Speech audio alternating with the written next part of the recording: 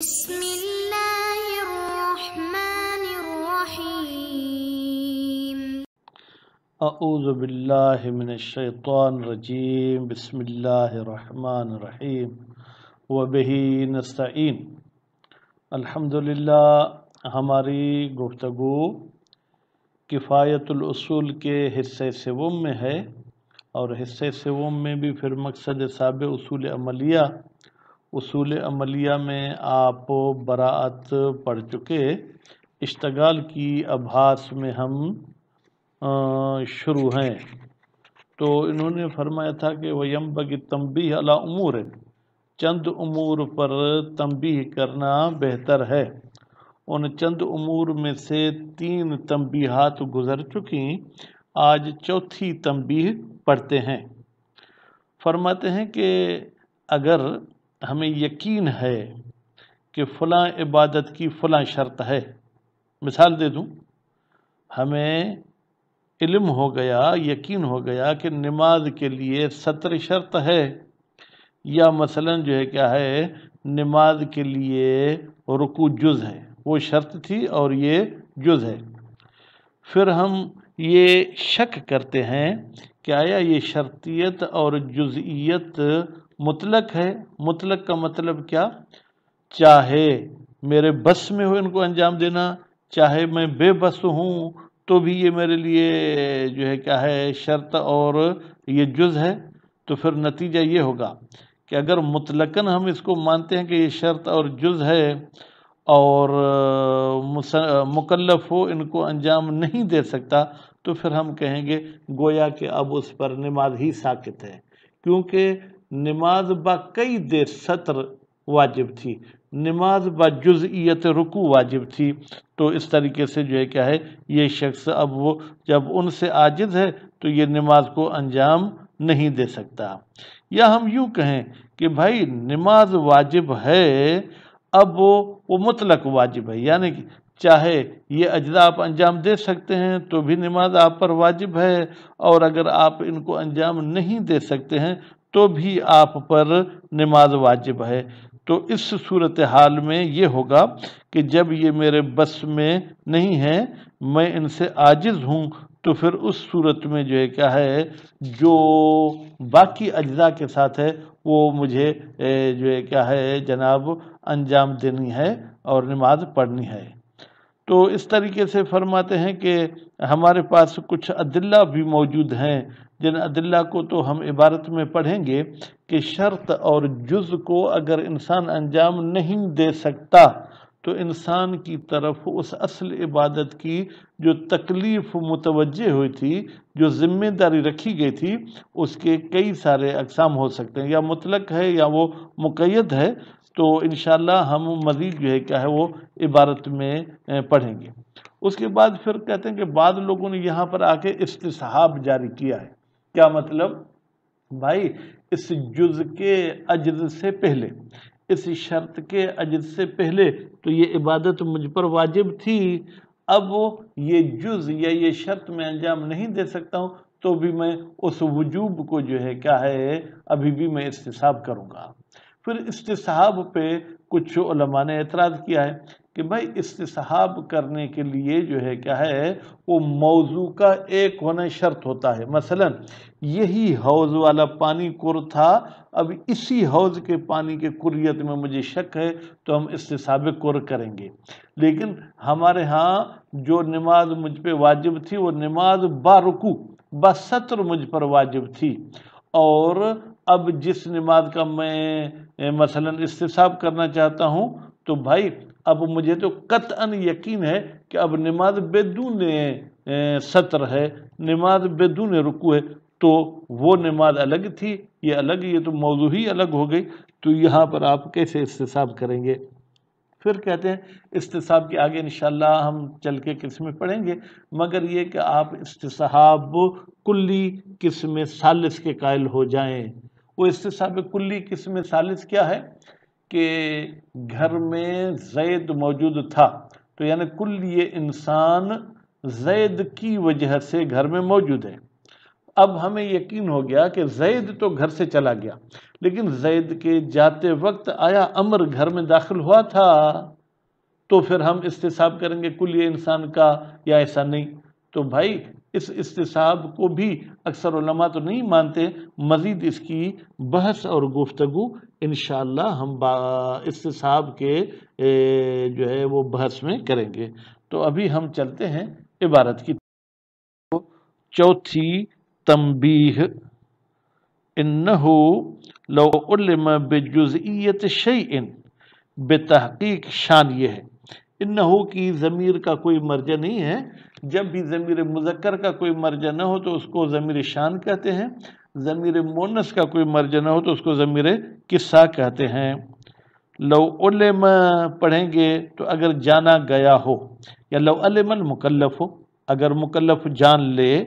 بجزئیت شیء او شرطیت ہی، کہ مثلا رکوع نماز کا جز ہے، سطر نماز کے لیے جو ہے کیا ہے،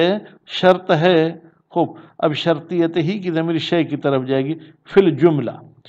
فی الجملہ جانتا ہے۔ فی الجملہ کا مطلب کیا ہے کہ یا تو ہم کہیں کہ مطلقاً یہ جز ہے اور شرط ہے، یا ہم کہیں کہ اگر آپ کی قدرت ہے، آپ کا بس ہے، تو یہ شرط اور جز ہے۔ وَالدَّارَ الْأَمْرُ بَيْنَ أَنْ يَكُونَ جُزْءًا أَوْ شَرْطًا مُطْلَقًا، اب ہمارے یہ جو سامنے جزئیت اور شرطیت والی بات ہے، یہ گردش کرتی ہے کہ آیا یہ جز اور یہ شرط مطلق ہے؟ مطلق کا مطلب کیا ہے کہ ہر حال میں آپ کو انجام دینا ہے، ٹھیک ہے۔ وَلَوْ فِي حَالِ الْعَجْزِ عَنْهُ، یعنی اگرچہ آپ عاجز ہیں اس سے، پھر بھی یہ چیز جز ہے اور یہ چیز جو ہے کیا ہے، شرط ہے۔ وَبَيْنَ أَنْ يَكُونَ جُزْءًا أَوْ شَرْطًا فی خصوص حال تمکن منہ، یہ دوسرا پہلو ہے۔ یا ہم اس رکوع کو اور اس سطر کو جز مانتے ہیں، رکوع کو شرط مانتے ہیں، کس کو، سطر کو، خاص اس صورت میں جب جو ہے کیا ہے آپ کا بس چلتا ہو، یعنی جب آپ اس چیز کو انجام دے سکتے ہیں۔ تو اب یہ دو حالتیں ہو گئیں، ایک مطلقاً آپ پر یہ جز اور شرط واجب ہے، دوسرا جو ہے کیا ہے مقید ہے آپ کے توان کے ساتھ۔ فَيَسْقُطُ الْأَمْرُ، تو پھر امر ساکت ہو جائے گا۔ کون سا امر؟ مثلا جو اقیم الصلاۃ کہا گیا تھا، بالعجز انہو، جب انسان عاجز ہوگا، انہو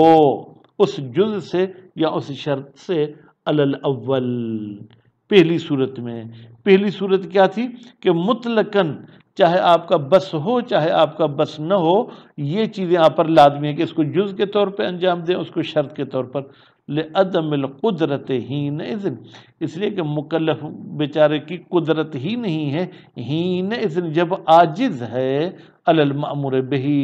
کہ اس مأمور بہ کو انجام دے۔ ولا، لیکن اگر آپ دوسری صورت کو مانتے ہیں تو ولا کے بعد آپ ایک یس کو تو اپنے ذہن سے لگا دیں، ولا علی الثانی، لیکن دوسری صورت میں یہ تکلیف ساکت نہیں ہوگی۔ وہ دوسری صورت کیا تھی کہ ہم نے کہا کہ بھائی یہ چیز جز ہے، سطر شرط ہے، اگر آپ کا بس ہو، یعنی بے بس ہیں تو پھر یہ جز شرط نہیں ہے۔ فَيَبْقَى، تو پھر یہ امر باقی رہے گا، مطلقاً معلقاً بالباقی یا متعلقاً بالباقی۔ اب میرے ہاتھ میں جو کتاب ہے وہ معلق ہے، یہاں جو ہے متعلقاً بالباقی، متعلقاً ہی ٹھیک ہے، تو یہ امر تعلق رکھے گا بالباقی، یعنی اس عبادت کے ساتھ جس میں ہم سطر نہیں کر سکتے ہیں، یا جس میں ہم جو ہے کیا ہے جناب رکوع نہیں کر سکتے ہیں۔ وَلَمْ يَكُنْ هُنَاكَ، اور نہ ہو وہاں پر جب انسان بے بس ہے، ما يُعَيِّنُ أَحْدَ الْأَمْرَيْن، کوئی ایسی چیز جو ایک چیز کو معین کرے کہ آیا یہاں پر اس امر کو ہم اطلاق پر حمل کریں یا اس امر کو ہم مقید کریں حال تمکن کے ساتھ۔ من اطلاق دلیل اعتبار ہی، کہ بھائی جو چیز اس رکوع کو اور اس سطر کو معتبر مان رہی ہے، اس کے دلیل کے مطلق ہونے پر ہمارے پاس کوئی بھی دلیل نہ ہو، تو اس صورتحال میں ہم کیا کریں گے؟ خوب فرماتے ہیں کہ اس صورتحال میں ہم کریں گے کہ جزءاً او شرطاً، نہ جز ہونے پر ہے نہ شرط ہونے پر، او اطلاق دلیل المأمور بہ، یا جو ہے کیا ہے مأمور بہ کے دلیل کے مطلق ہونے پر بھی کوئی ہمارے پاس دلیل موجود نہیں ہے، ما اجمال دلیل اعتبار ہی، جبکہ اس رکوع اور سطر کے جز اور شرط ہونے کی جو دلیل ہے وہ مجمل ہے، او اہمال ہی، یا اس دلیل نے جو ہے کیا ہے جناب اس جز اور شرطیت کو محمل چھوڑ دیا ہے، اس پر کوئی خاص وضاحت نہیں کی، تو اب ایسی صورتحال میں کیا ہوگا؟ لستقل العقل بالبراءت، تو عقل صاحب جو ہے کیا ہے وہ فیصلہ کرتی ہے کہ آپ بری الذمہ ہیں، آپ اس شرط کو انجام دیں یا انجام نہ دیں، ان الباقی، لیکن وہ جو دوسری عبادت ہے اس کو بھی آپ چھوڑ دیں، اس کو بھی انجام دینا ضروری نہیں ہے۔ کیوں؟ فَإِنَّ الْعِقَابَ عَلَى تَرْكِهِ، بتحقیق اگر آپ باقی عبادت کو ترک کرتے ہیں اس پر سزا دینا بلا بیان، یہ بغیر بیان کے ہے، آپ ہمیں بتاتے کہ بھئی اگر جز اور شرط کو انجام نہیں دے سکتے تو بھی باقی عبادت کو انجام دینا ہے، وَالْمُؤَاخَذَةُ عَلَيْهِ بلا برہان، اور اگر حساب کتاب لیا جاتا ہے اس ترک پر تو یہ حساب کتاب لینا بھی جو ہے کیا ہے ایسا ہے جیسے کہ بلا برہان، بغیر کسی دلیل کے ہے۔ قال، اب کہتے ہیں اس قسم کا آپ کو اعتراض نہیں کرنا چاہیے، کون سا؟ کہ جب ہم شک کرتے ہیں کہ آیا نماز میں رکوع جز ہے یا نہیں، سطر جو ہے کیا ہے وہ نماز کے لیے شرط ہے یا نہیں، حال عجز میں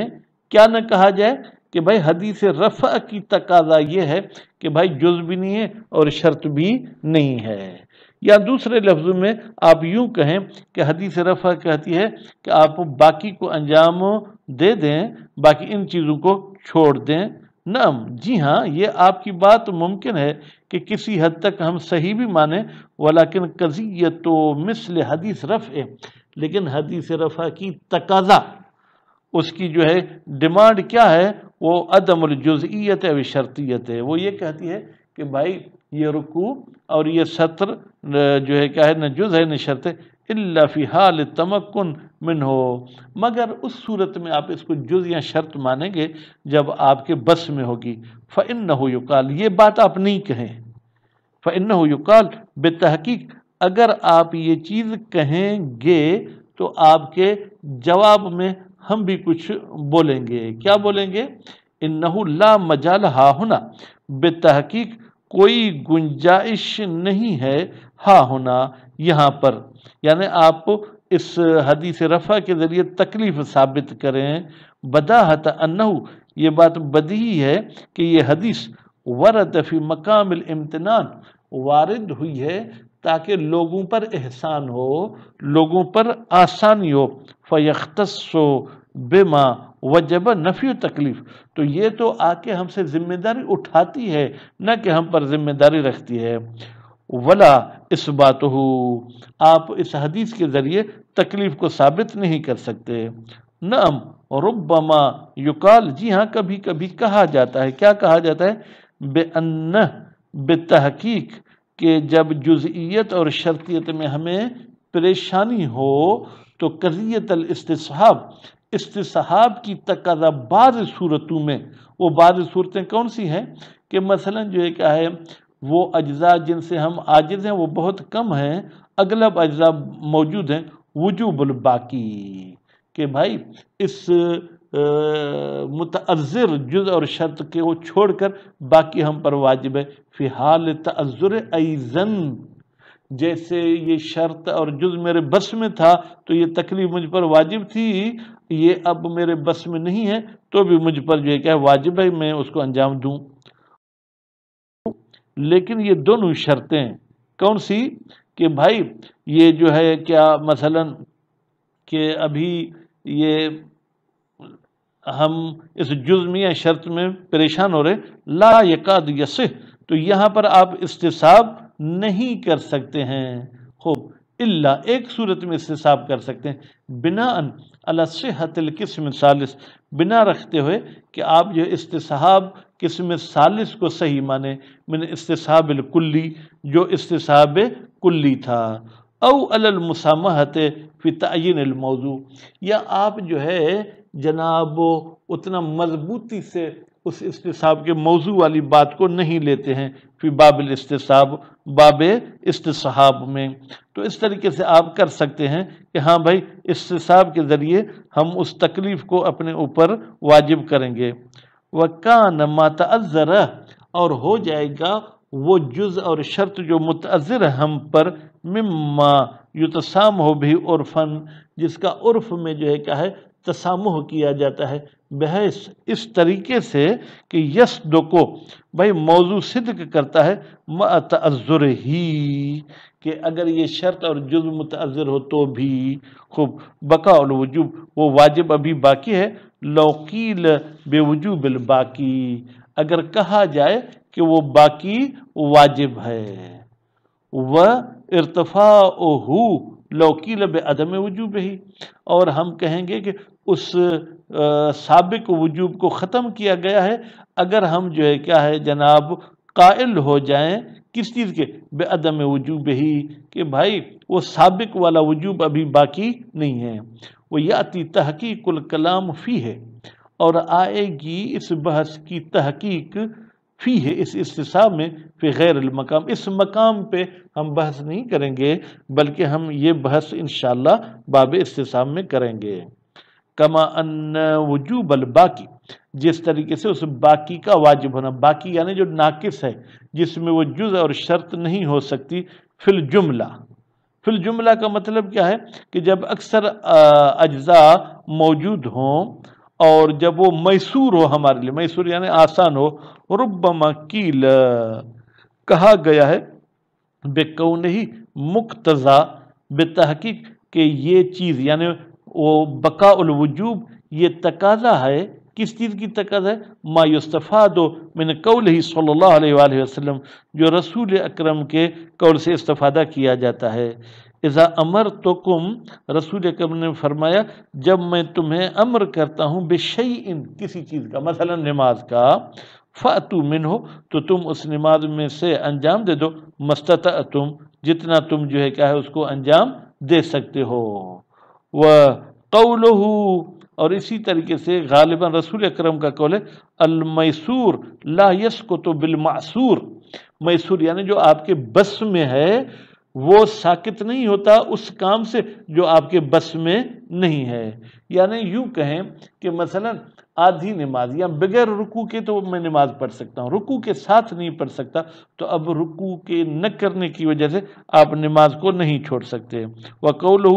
غالباً یہ تو مولا امیر کا قول ہے لیکن اب وہ ممکن ہے رسول اکرم کا بھی قول ہو، ما لا یدرک کلہ لا یترک کلہ، وہ چیز جو پوری حاصل نہیں ہو سکتی تو اس پوری کو ترک نہیں کیا جانا چاہیے۔ مثلا اگر آپ کے پاس 10 بکریاں ہیں، 10 بکریوں کو آپ چار نہیں سکتے ہیں، ان کو چارہ نہیں ڈال سکتے، تو اس کا مطلب یہ نہیں ہے کہ پوری کی پوری آپ نکال دیں، اگر 2 کو چارہ ڈال سکتے ہیں تو 2 رکھیں، 8 نکال دیں۔ تو اسی طریقے سے اگر ہم نماز رکوع کے ساتھ نہیں پڑھ سکتے تو اس کا یہ مطلب نہیں کہ ہم بالکل نماز کو ہی چھوڑ دیں، نہیں، نماز کو ہم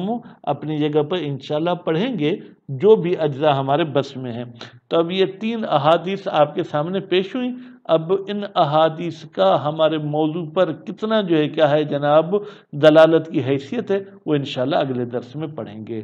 وصلی اللہ علی محمد و آل محمد۔